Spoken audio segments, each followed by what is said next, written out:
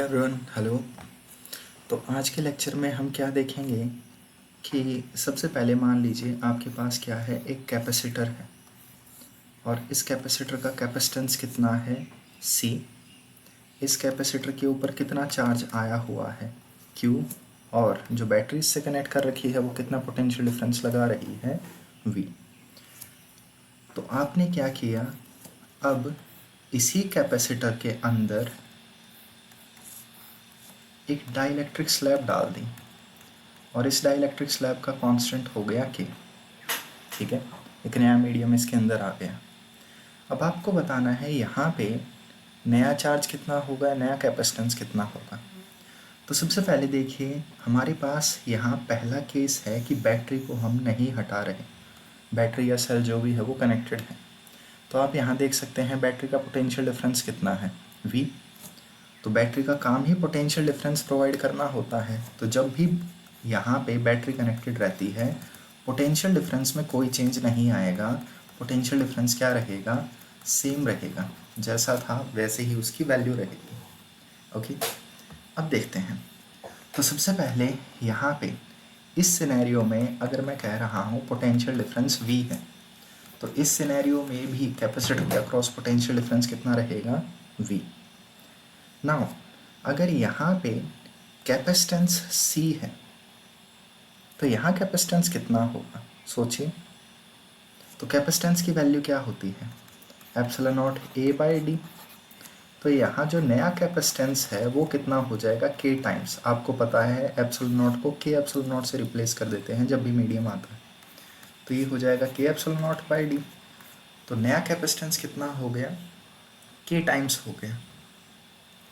Next, अब हमें पता है चार्ज, तो पहले चार्ज Q था, अब चार्ज कितना हो जाएगा। तो आप एक चीज़ देखिए, Q = CV आपको पता है, V तो कांस्टेंट है तो Q किसके प्रोपोर्शनल है, C के। तो कैपेसिटेंस में जो चेंज आया वही चेंज चार्ज में आएगा।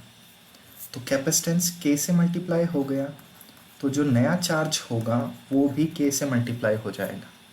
लेट जस्ट से पहले 10 कूलम चार्ज था तो अब K × 10 इतना चार्ज हो जाएगा, ये इसका मतलब है। ओके, नेक्स्ट अब देखते हैं इलेक्ट्रिक फील्ड। तो इलेक्ट्रिक फील्ड कितनी होगी, आपको पता है इलेक्ट्रिक फील्ड किससे दी जाती है, डेरिवेशन करवाया था V = ED। Potential difference same है, डिस्टेंस बिटवीन प्लेट सेम है, तो यहाँ इलेक्ट्रिक फील्ड में कोई चेंज नहीं आएगा। नई इलेक्ट्रिक फील्ड भी उतनी ही होगी जितनी पुरानी थी। नेक्स्ट, अगर एनर्जी की बात करें तो पोटेंशियल एनर्जी पहले U थी, अब नई पोटेंशियल एनर्जी, अब कैपेसिटर कितनी एनर्जी स्टोर करेगा। तो यहाँ देखिए मैं फॉर्मूला यूज़ करता हूँ, एनर्जी = ½ CV²। तो एनर्जी किसके प्रोपोर्शनल हो जाएगी, C के। तो C में जो चेंज आया है वही चेंज किस में आएगा, पोटेंशियल एनर्जी में आएगा, बस। तो ये सारे चेंजेस होते हैं। नेक्स्ट, अब देखिए हमें यहाँ पे सेकंड केस डिस्कस करना है। केस सेकंड क्या है, बैटरी इज डिस्कनेक्टेड। बैटरी आपने डिस्कनेक्ट कर दी, देन डाइलेक्ट्रिक इज पुट, और उसके बाद आपने क्या किया है, डाइलेक्ट्रिक डाला है। ओके, तो आपको पता है बैटरी ही चार्ज सप्लाई करने का काम करती है। तो ये आपके पास इनिशियल सिनेरियो है जिसमें आपके पास एक कैपेसिटर है, आपने उसे चार्ज कर दिया। तो इस सिनेरियो में कैपेसिटेंस C है, इसके अक्रॉस पोटेंशियल डिफरेंस V हो गया और चार्ज इस पर Q हो गया। अब आपने क्या किया, इस कैपेसिटर के अक्रॉस एक मीडियम डाल दिया, एक डाइलेक्ट्रिक स्लैब डाल दी। ठीक, तो यहाँ पे इस सिनेरियो में जब बैटरी कनेक्टेड नहीं है तो चार्ज चेंज नहीं हो सकता, चार्ज सेम रहेगा। तो इनिशियली अगर चार्ज Q है, इस सिचुएशन में अगर चार्ज Q है तो इस सिचुएशन में भी चार्ज Q रहेगा। कैपेसिटेंस यहाँ अगर C है तो यहाँ नया कैपेसिटेंस कितना होगा, KC। आपको पता है कैपेसिटेंस का फॉर्मूला एप्सिलॉन नॉट A/D होता है, तो मीडियम डालने से K टाइम्स हो जाएगा। तो चाहे बैटरी कनेक्टेड हो या नहीं, दोनों सिनेरियो में कैपेसिटेंस तो K से मल्टीप्लाई होगा।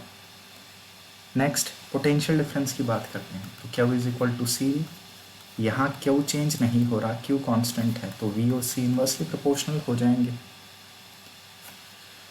तो पहले अगर पोटेंशियल V था तो अब नया पोटेंशियल कितना होगा, इन्वर्सली रिलेटेड C से, तो कैपेसिटेंस K से मल्टीप्लाई हुआ तो पोटेंशियल K से डिवाइड होगा।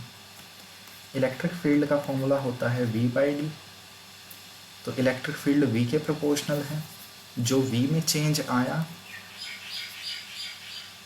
ठीक है मैं दोबारा लिख देता हूँ, E is equal to VD, तो इलेक्ट्रिक फील्ड V के प्रोपोर्शनल, तो V में जो चेंज आया same change electric field face करेगी, तो नई इलेक्ट्रिक फील्ड कितनी होगी, E/K। And finally potential energy की बात करें तो पहले पोटेंशियल एनर्जी U थी, अब नई पोटेंशियल एनर्जी कितनी हो जाएगी, मैं यहाँ फॉर्मूला यूज़ करता हूँ 12Q²/C। तो चार्ज यहाँ सेम है, तो जो नई पोटेंशियल एनर्जी होगी, जो C में चेंज आया है उसका रेसिप्रोकल चेंज यहाँ आएगा, तो ये K से डिवाइड होगी। इस चीज़ पे थोड़ा सा सोचना कि मैंने यहाँ कौन सी चीज़ कैसे लिखी है, खुद का दिमाग लगाओ।